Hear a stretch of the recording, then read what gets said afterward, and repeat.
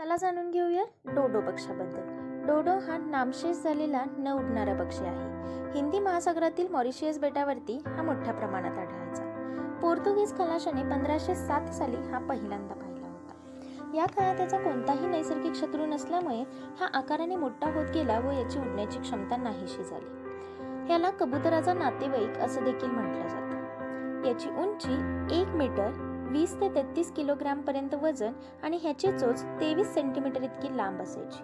चोचीच्या पुढच्या बाजूला 2 नाकपुड्या असत। फळे व बिया हे यांचं खाद्य होतं। पोर्तुगीज खलाशी आणि इतर प्रवासी बेटावरती आल्यामुळे यांनी याची फार शिकार केली आणि हा डोडो पक्षी लुप्त होऊन गेला। अशाच भरपूर साऱ्या फॅक्ट जाणून घेण्यासाठी आमच्या चॅनलला सबस्क्राईब करा। Thank you for watching.